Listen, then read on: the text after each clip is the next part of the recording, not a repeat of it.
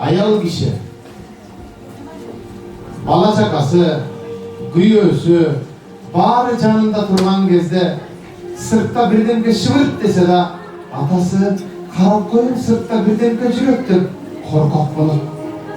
Эгерде күйөөсү бала чакалары үйдө жок болгон кезде жан дүйнөсү тынчыбай кайда калды экен деп арыстандай айбаттуу болуп кетет. Үй бүлөсүнүн бекемдиги үчүн ал эркектер күчтүү болуп кетет. Аялдар күчтүү киши жок дейт. Асырандай дүйнөдөгү эң күчтүү аял заты.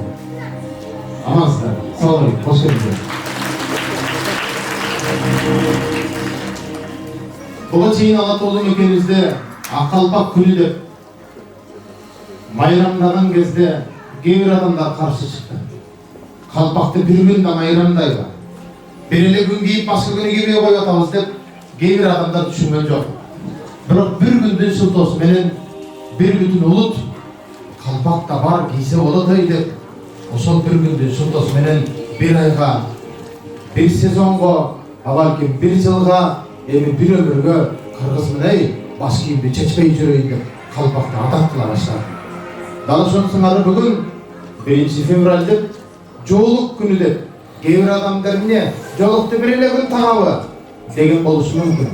Бүгүн аял кишине өзгөчө көрк сулуулук бере турган, кадырбак улуулук бере турган, өзгөчө бир жылуулук бере турган жоолук да бар экендигин эскертип, болгону бир күндө аң сезимибизге сиңирип, эртең бир өмүргө башыбызга жоолукту салдыра турган кадырбакыбызды пендесинин эмес, периштенин алдында бийикке чыгарып алдыра турган жоолугуңуздар башыңыздардан түшпөсүн. Кош келиңиздер.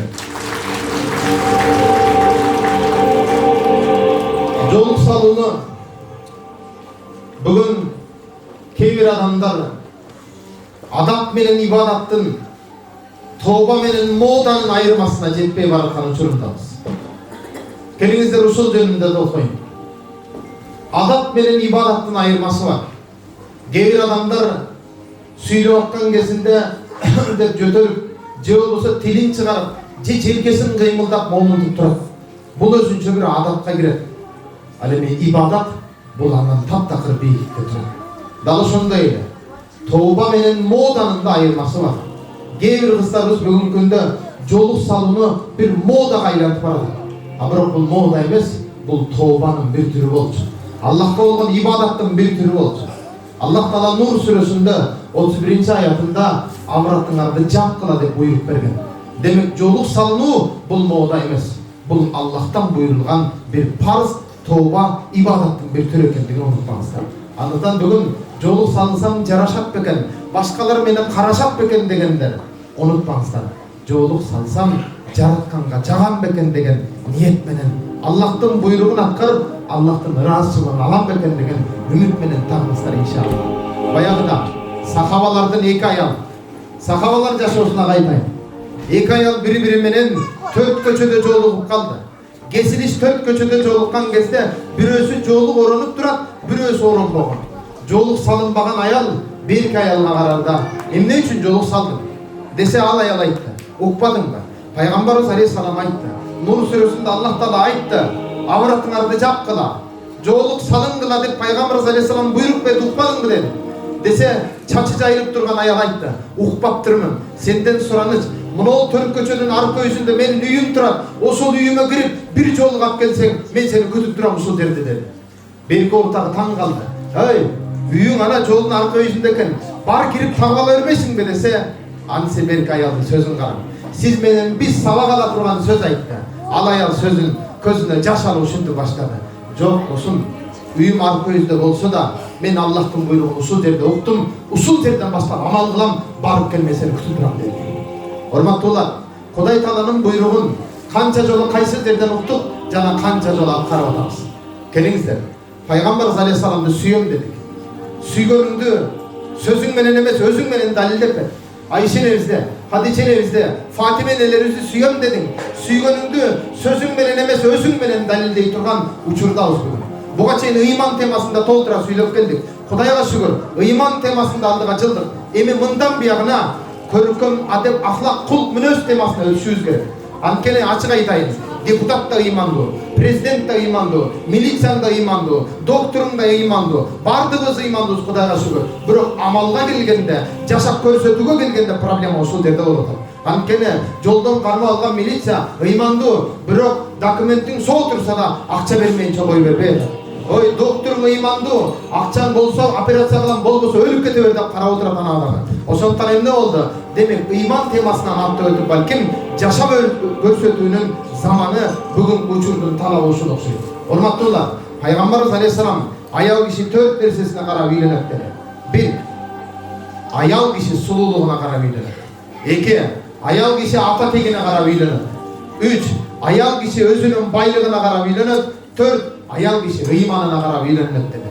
Бактылуу болом десең, ыйманына карап ыймандуусун танда dedi. Бирок бүгүнкү күндө ыйман деген түшүнчөнү биз адамдардын сырткы көрүнүшүнө коюп койдук. Урматтуу жамаат, бүгүн эптеп эрге тийип алыш үчүн жоолук салынган кыздар пайда болду. Бүгүн эптеп үйлөнүп алыш үчүн топу кийип, сакал коюп намаз окумуш болгон балдар пайда болду. Урматтуулар, ыйман дегенде сырткы көрүнүш менен гана баалап калдык. Андай эмес. Эптеп эрге тийип алыш үчүн жоолугун оронуп, эртеси эрге тийип, кайнене менен ырылдашып отурган келиндерди көрүп атабыз. Эптеп үйлөнүп алып, бирок бирөөнүн баккан, бирөөнүн каны жанынан тапкан кызына кыянат кылган эркектерди көрүп атабыз. Ошондуктан ыйман дегенде сырткы көрүнүш менен баалабаңыздар. Урматтуу жамаат, келиңиздер. Сиз менен биз бүгүнкү күндө bir күнү дагы бир окуяны келтирейин. Bir кыз өзүнүн атасына суроо берди. Ата, денемдин канча бөлүгүн ачып кийинейин деди. Атанын жообун караңыз. Кызым, кыяматта тозоктун отуна канча жеринин күйгөнгө чыдасаң, ошончо жерин ача бер деди. Урматтуулар, бүгүн жоолук салынгандар, башка бирөөлөр салонго барып чачын башын жасап келсе, ага көзүңүздү аптырбаңыз. Аларга пенделер көз артса, сиздин жоолуңуздун ичиндеги чачыңызга периштелер көз артып отурат. Айырмаңыз бар.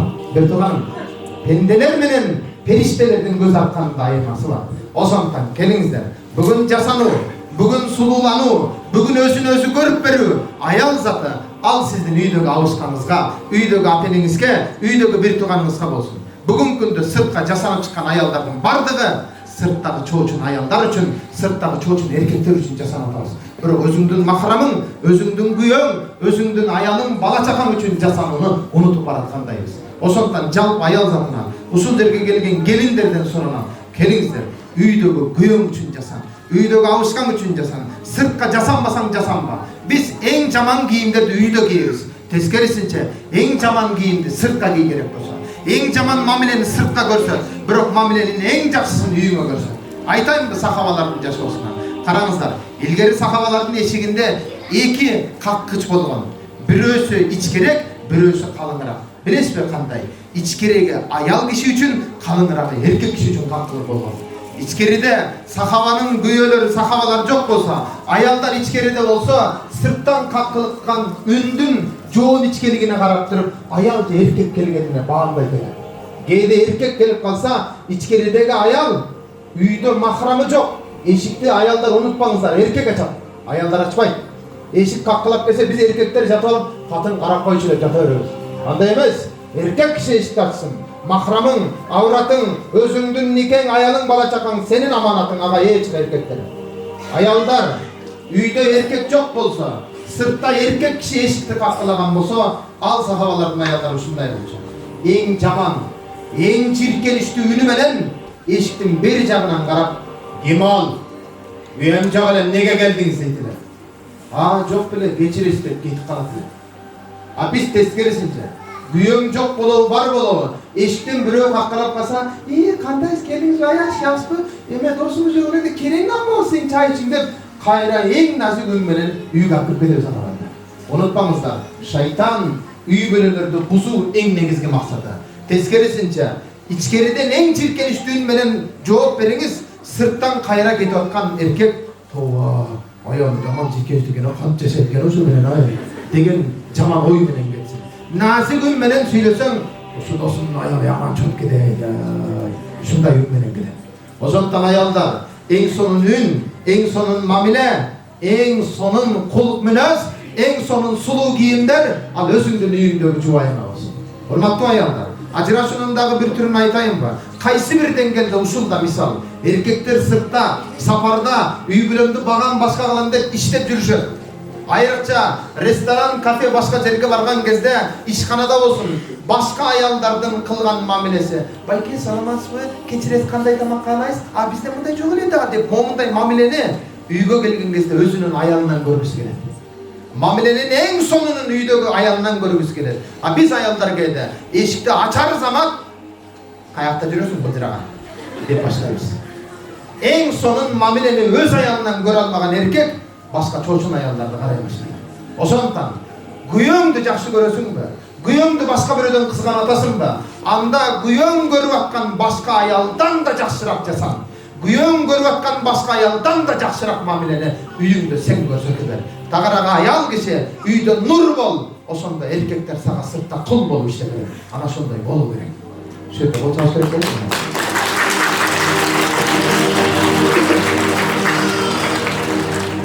Урматтуулар, бүгүнкү күндө менин айта турган дагы бир маселем, кыздардын энергиясы көп, чын айтайын.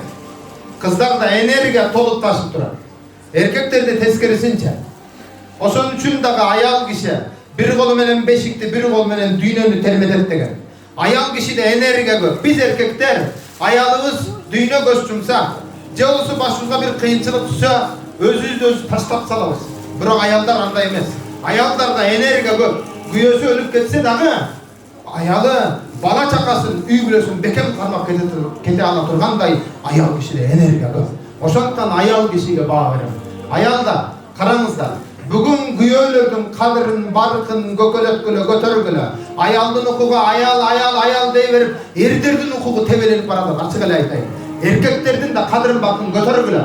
Эркектерге эмне үчүн айтам? Урматтуу аялдар, анткени бир нерсени айтайын. Баягыда бир аял күйөөсү өтүп кеткенден кийин балдары апасынан акча сурап келет. Апа акча бериңчи десе, апанын кадырын караңыз. Апанын акылын караңыз. Өтүп кеткен күйөөсүнүн кемсилин алып, үйдөгү бир мыкка ийип койчу. Балдары акча сурап келгенде, балам, атаң, маркум атаңдын кемсилини чөнтөгүндө бар, ошодон алган дейт эле.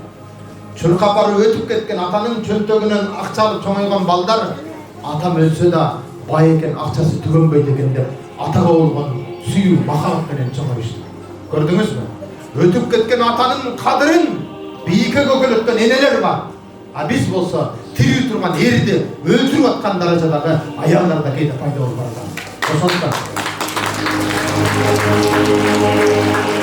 урматтуу энелер, илгери сахабалардан Нусайба деген энебиз болгон. Ошол Нусайба энебиз орозолуу эле. Ооруп төшөктө жатып калды. Ооруп атасыз, өлөйүн дедиңиз.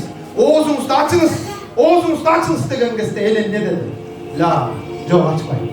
Мен орозолуу өтөм, ифтарды жамнактан алып берем. Урматтуулар, бүгүн биз ушундай энелерге муктажбыз.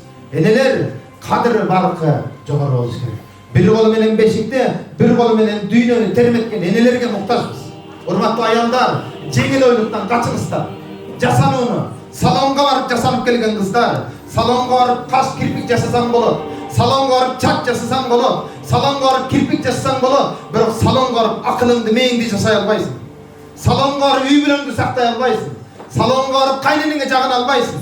Баягыда бир келин өзүнүн төркүнүнө келип, баласын өзүнүн апасына берип, апа, балаңызды карап туруң. Эмне болду?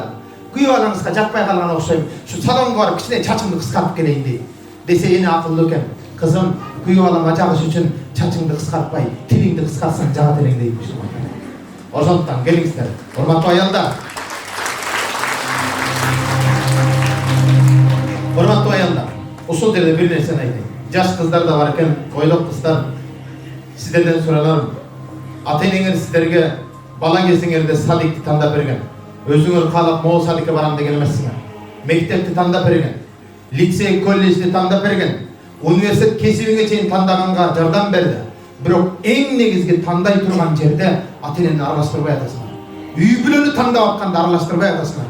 Өзүм билем, өтүгүмдү өзүм төргөйлөм деп атасыңар. Урматтуу кыздар, акылдуу болдулар. Энең сага сунуштаган, атаң сага сунуштаган үй бүлө болсо, үйленгөндөн кийин сүйүүнүн сысы калбайт, кечирип коесуң. махаббаттын мысы калбайт, кечирип коесуң. Адеп ахлак кадыр бар болбосо, барган жерде кайын эне, кайын ата келиндин кадырын баркын билбей турган болсо, кечирип коесуң. Ал жерде жегениң желиң, ичкениң ириң болуп өмүр бою жашап кетесиң. Андан көрө эң негизги үй бүлө тандай турган моментте ата-энеңер менен кеңешкиле. Тең менен. Урматтуу кыздар, келиндер, сапарга чыксам, өткөндө ноокаттан келатам мен. Фит машина токтоду. Ала кетейин байке деди. Эшигин ачсам, бур сигареттин жыты келди. Жок, чыкпайм деди. Сапарга чыксаң, сапардагы шеригиңди тандайсың.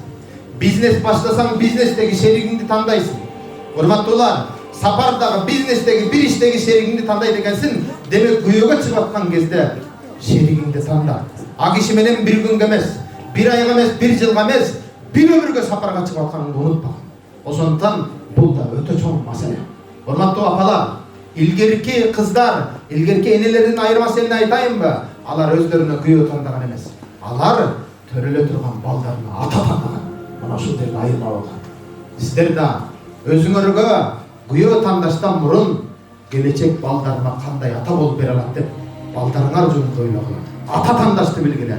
Эркектер өзүңөргө аял тандабай төрөлө турган балдарыңарга ата тандашты билгиле. Бул өтө маңызды. Урматтуу жан, сиздерден сураган. Али Тамтаминин бир сөзү бар. Кыздар, кылыктанган кыздар, кыйшаңдаган кыздар, шайтанга, напсисине тез алданган кыздар. Али Тамтаминин О дочь моя деген бир китеби бар. Ошол китепти окуп атсам ушундай жазган болчу.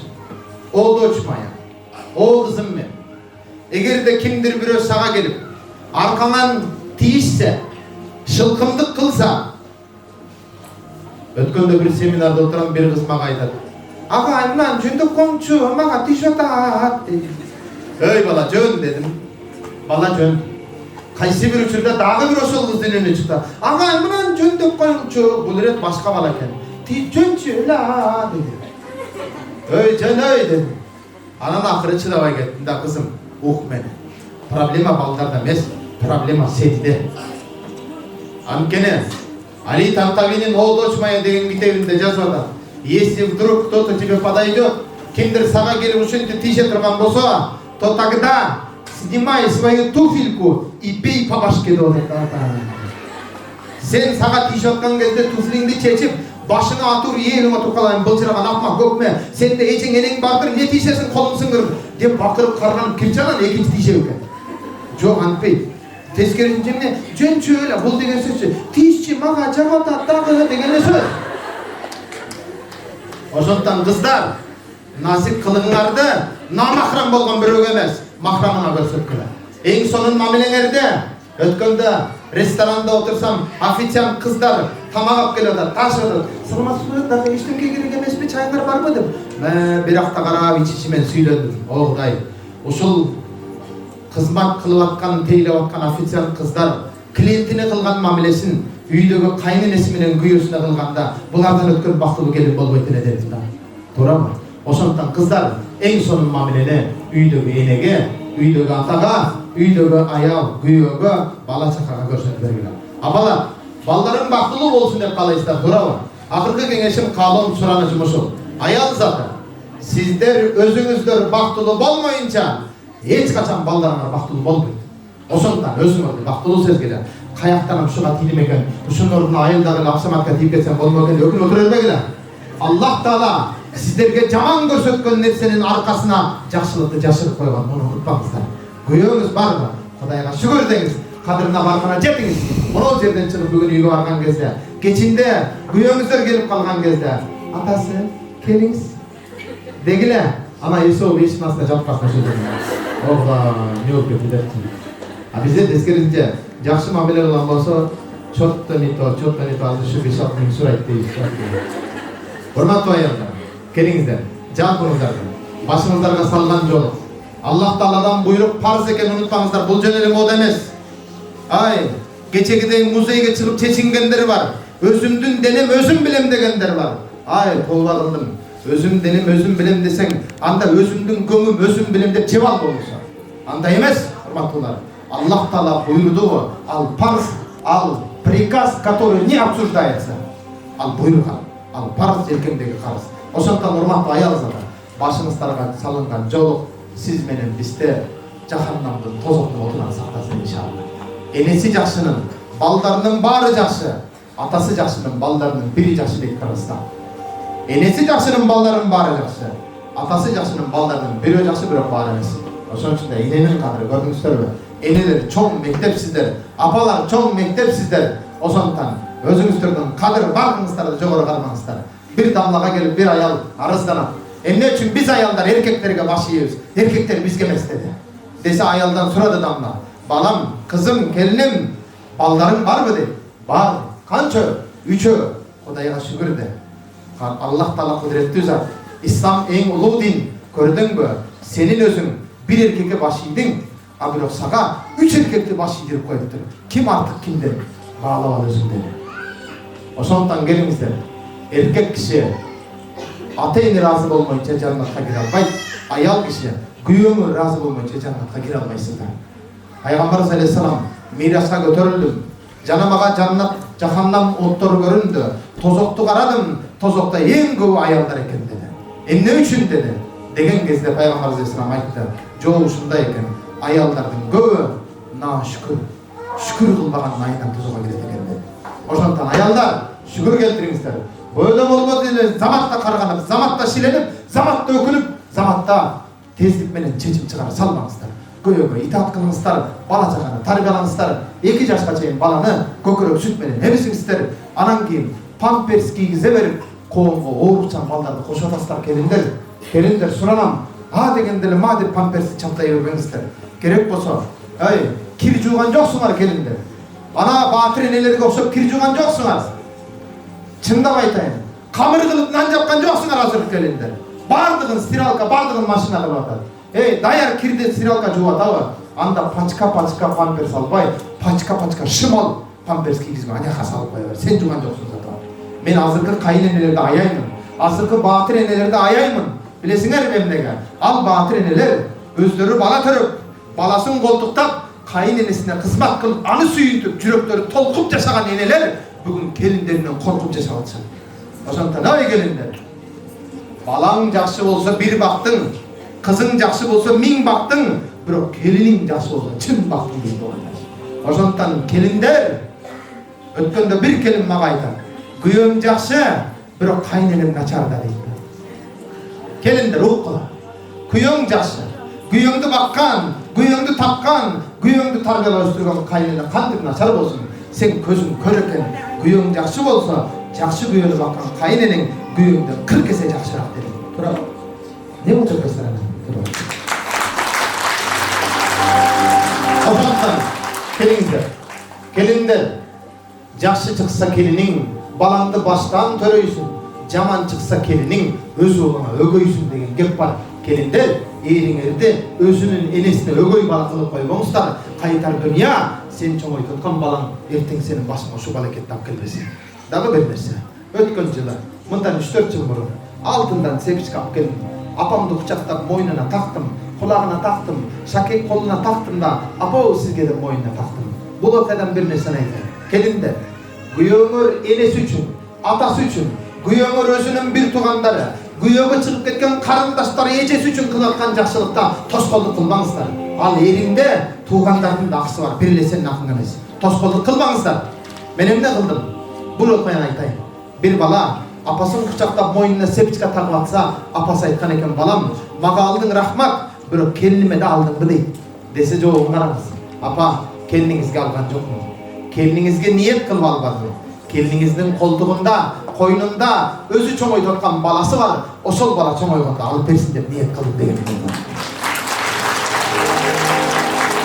Ошондон келиндер, кыздар, жалпыңыздардан суранам, Аллах Таала бардыңыздардын бактыңыздарды берсин. Тең менен деген Аллах Тааланын аяты бар. Ким өзүн кандай билсе, өзүнө дал ошондой түгөй берилет. Мурда күнү мен той апардым. Абдулазиз деген бала үйлөндү, Аселе деген кызга. Билесиздерби эмнеге? Тең менен деген Кудай Тааланын кудуреттүү аятын 2 күн мурда болгон окуя менен далилдеп берем. 30 пара Куран жаттаган кыз экен, 30 пара Куран жаттаган балага үйлөндү. Көрдүңүзбү? Ошондон өзүңөрдү бирге аткан. Niyetinizlerdi biygirek koyunuzlar. Kımbatlı kızlar, özünüzlerdi şunday adem ahlaklı. Bir kız, oy men suyba yatat, men tibe gettam, yaşım bunday oylanban jönündө. Sen adem ahlakın, ilim, bilimin jönündö. Aldığa umtileber, üylönür kesin gelgen keste, güyöge çıkar kesin gelgen keste, darbasağa çıkıp жазып koy. Men erge tiyem, kabul alış 8'den 9'ga çeyin ataňarmen gelgilip жазып koy. Erkekler öçürte türsün, men alam seni de. Ana şonday dengelde özüňörde büyük karbarla inşallah. Allah Teala barınızlardan razı olsun, bayramınızlar kutlu olsun inşallah. Perişteler kırkanda, altın başında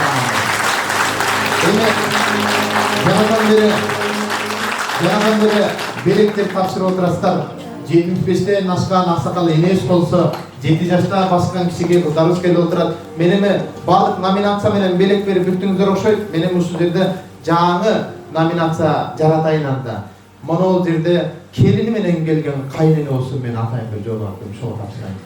Mına kelinim mena men dep janımda oturat degen bar, uşu janımda eko çok oturganlarga bereyim. Barmı? Kana? Ya. Birinci katarda, kana eko çok oturup, maşallah kana. Birinci katarda, kaynene gelin menen oturup, şu iki kaynene menen gelin akılcı. Ana şul joluktu, keliniňiz üýde salyp edile. Mına çoğun kaynenege kiçineken gelinge jelkesine taşlap koydu. Beni, uşunu sizge bir ölüm da tapşırayım, bismillah.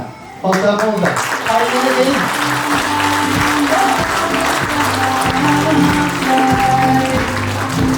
Sonra koy, çok geçelim. Ornatolar, kaynene gelin dedim. Ballarınar, eneler, bilirsen aytayım. Balam dep jaşayıverseňer, ballarıňar da çoňoýgondan kin balam dep jaşaýyp durap ata-ene dep jaşabay koýar. Aytar dünýä. Balam dep jaşayıverseňer, ballarıňar da erteň çoňoýgonda alar da balam dep jaşaýyp bizge garabay koýar.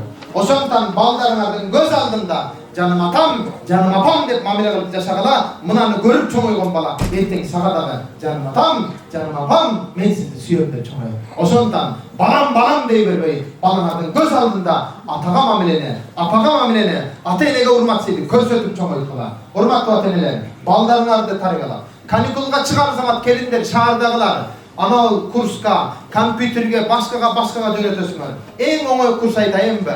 Baldardy alıp ayıldağı çoğunelerine jönötür bile taýinlerine. Ayılda repetitorga bergen akçanyçı ana çoğunelerge bergile, ana şolar repetitorgen jakşyrak tarbiýa berýär. Bu da tamamdır.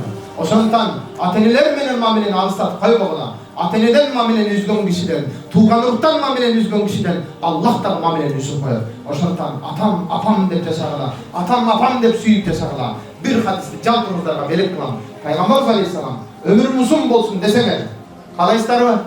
Rızkım kenem bolsun deseňer, kalaýsızlarmy?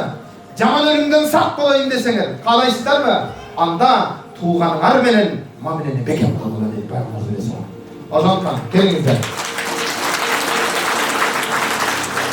Kur'an, hormatlylar, jahannamdyn oturan, Kur'an jattagan kişi saktalbay, Kur'an menen jaşagan kişi saktalar. Şunu oldu. Joluk salıngan kişi gana saktalbay, joluk salınıp, jaratkanga jalıngan kişi gana jahannamdyn oturan saktalar. Oşondan joluktu bir moda dep emes, joluktu ibadat, toba dep salınızlar. Allah'tan aman kalalar. Hormatlylar, özüz menen, sözüz menen yaşap amal kılıçlardan kılsın inşallah. Allah Teala barlığımızın canımızda cennetde layıklı iş kılmayınca almasın inşallah.